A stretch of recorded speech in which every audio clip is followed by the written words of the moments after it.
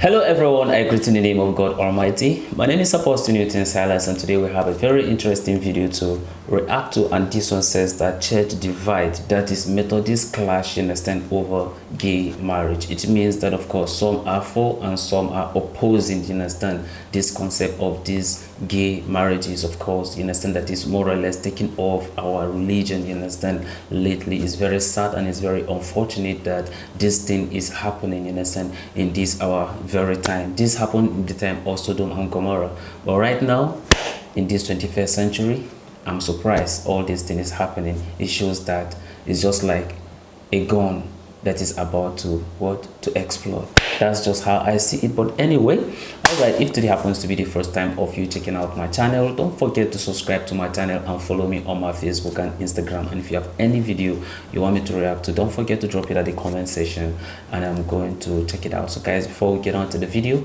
I'm a theologian and I make this video not to discredit anyone's religion.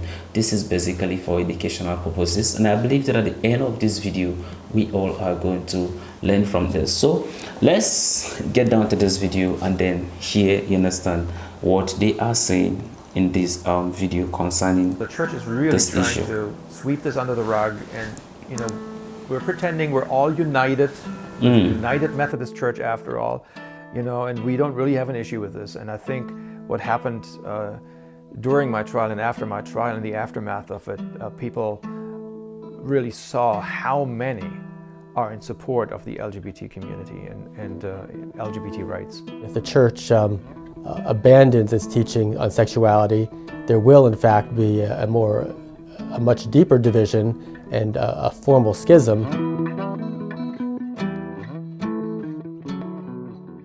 How do voluntary private organizations change, or refuse to change, policies that are central to their missions? That's the underlying issue that many religious groups are facing when it comes to gay marriage. Religious practices change all the time. Just ask Catholics who celebrated Mass in Latin until the 1950s, or Protestant groups that started ordaining women as ministers in the 1970s. But are there certain core beliefs that can never change? This is a story about how one church, the United Methodist, is negotiating a difference of opinion that could split the church. The practice of homosexuality is incompatible with Christian teaching. We cannot perform a wedding for you and your loved one in our church. That's the message my son had heard, and that drove him into depression and to the brink of suicide. When my son asked me 6 or now 7 years ago, "Dad, will you do the wedding for me?" There was no way in hell that I would have said no to my son. Frank Schaefer is a former United Methodist pastor.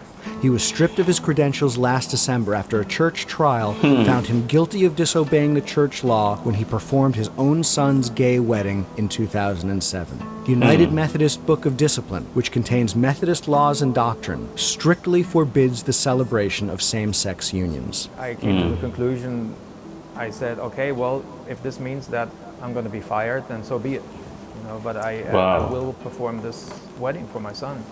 Wow, I saw it as see. an act of This love, is crazy. You know, and furthermore, I mean, just how can this be consider love? If I had said no to him, it would have negated all of those affirmations my wife and I had given him, you know, from day one when he came out. You know, nah, this is sad. Things like, you know, you are created in the image of God just like everybody else. You know, God created you the way you are, gay and all. 3 out of 4 of Frank's children are gay. Before officiating the wedding, Frank informed his supervisors of his decision. He did not, however, inform his congregation. 6 years after the wedding, a member of Frank's congregation in Lebanon, Pennsylvania, learned of the wedding and filed a complaint. A 13-member jury of pastors found him guilty of disobeying Methodist rules. I lost my credentials. I was immediately terminated from my position. I lost all my privileges. I no longer have a guaranteed appointment. I lost my tenure and the status of being a reverend. It was a very painful experience. I guess at that moment I realized how much of a calling it is for me to be a pastor. That's who I am. That's what I've done for the last 20 plus years. Frank is using this opportunity to speak out against what he believes is discrimination within the Methodist Church. And he's not alone. The issue has deeply divided the nation's largest mainline Protestant denomination. And it's important to remember the ultimate debate is not over sexuality. That's just one sort of battle flag issue in the current culture wars. The debate that's been going on for the last 150 years within Western Christianity is between traditionalists and more liberal revisionists. Mark Tooley, president of the Institute on Religion and Democracy, a conservative think tank in Washington, D.C., says Frank's defrocking was justified. Any kind of church law, by definition, has to be upheld. Otherwise, it's not a church law. Tooley says the liberal side of the church is trying to assert its loose interpretation of biblical scriptures on the church as a whole.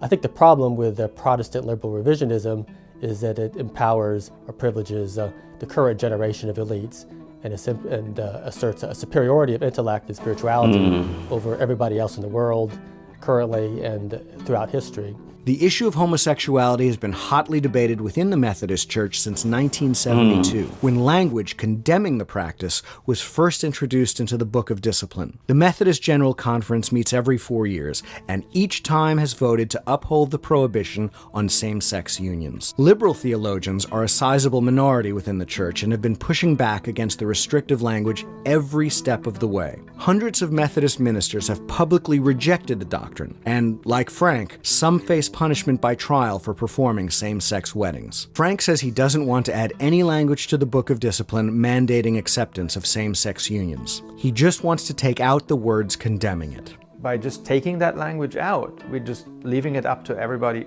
individually. If there are pastors that are uncomfortable in leading gay marriages, they don't have to do it. But those who are comfortable and feel called to do it, they are allowed to without facing trials. Well, that's merely the current talking point of the liberal side of the church. We just want to create an open tent for both sides. But I think both sides understand that, in fact, that would just be one step towards deconstructing the church's traditional point of view and ultimately, in very quick time, ratifying and affirming the liberal revisionist point of view. Fellow mainline Protestants have already moved towards accepting gay unions. This includes the United Church of Christ and the Episcopal Church of America. But the Methodist Church seems to be going in the opposite direction. The margin of vote against changing the church's stance on homosexual unions was 61 to 39% at the 2012 General Conference, which was a wider disparity than in 2008. The explanation has to do with the structure of the Methodist Church. The United Methodist Church is very centralized. The General Conference makes rules for everything by way of a majority vote. This is very different from other mainline denominations who operate as a loose federation of congregations with a shared tradition, but not necessarily the same rules. This loose federation allows the different congregations across the world more autonomy. Congregations in the United Methodist Church have less autonomy, and a significant portion of the church lies outside of the United States. While membership in the United States is declining, overseas branches are increasing, and these tend to be more conservative.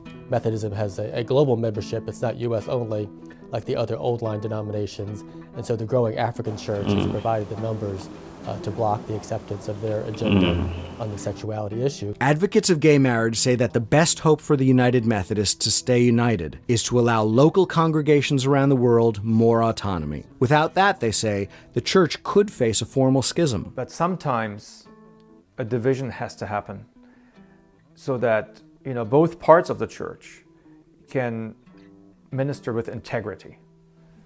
And certainly that's not happening right now. We're saying we're the United Methodist Church, but we're not. It's a fake union. It's not real, and it compromises ministers and people's integrity.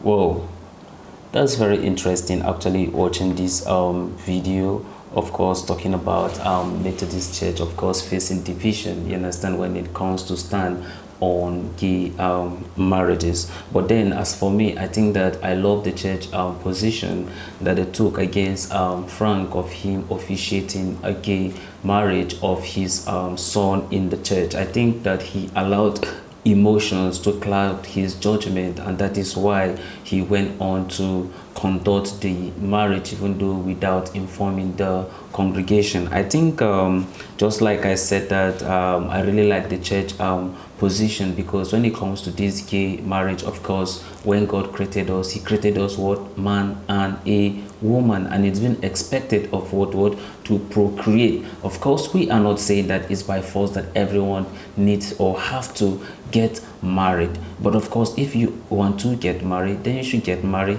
you understand, in the right way, that is according to how God have created us. Of course, the Bible makes us to understand that God created us what? Both man and a woman, and not man and man, and not woman and a woman. So I do not understand why people should be taking position, in a sense, by saying that they should allow, to understand, gay marriage in the name of inclusiveness, or shall I say, in the name of freedom, or allowing people, you understand, to do whatever they feel, you understand, is right, but then and leave the rest to God to be able to do the final judgment. It is wrong like that, and I totally support, you understand, the position of the church to expel Mr. Frank, or shall I say Reverend Frank, or shall I say a reverend, a former reverend minister from the Methodist Church, because those are the people who are destroying, you understand, our religion. They are destroying Christianity, and that is why I used to say, or I have said in one of my videos, that these are some of the things that will never ever happen in Muslim nation, or neither happen in the mosques. Like, I don't see it, you understand, happening, but those are the people that are reducing the integrity of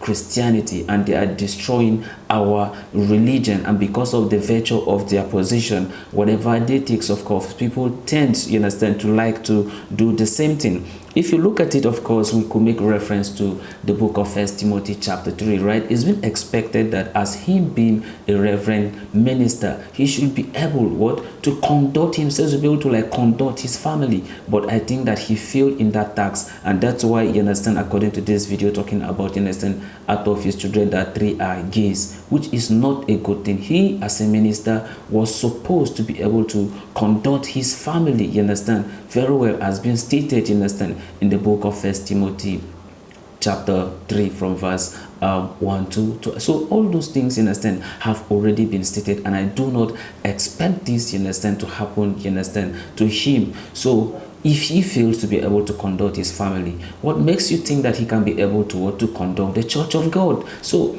this is a noble task, and when you are called into ministry, there's responsibilities that you are supposed to do. And I feels like there was even no need of them thinking about, you understand, dividing the church, but rather they should rather expel anyone who do not want to follow, you understand, the rules of the church, because animals, even animals, don't even do that. Have you ever seen, you understand, a male animal, you understand, doing that? So why we think that we are of higher class human, right, for that matter, and then we are engaging ourselves, you understand, in things like that? This is very sad, this is very unfortunate, and this is condemnable, and this is something that we should not support. I have said it in my video that if you are a gay and you are in my channel, please, ma or sir, just unsubscribe from my channel. I don't need you on my channel, because this is not what I support, and this is not what, you understand, I propagate. I propagate the message of Christ, the message of God, the religion, you understand, that God, you understand, have created for us, and not, you understand, to be propagating gay. So if you're a gay, do yourself a favor and leave my channel. So guys, this is the end of my video. If you like my reaction, you should like, share and subscribe. And if you have any video you want me to react to, don't forget to drop it at the comment section, and I'm going to check it out. So guys, you remain blessed, and I see you in my next video. Bye bye.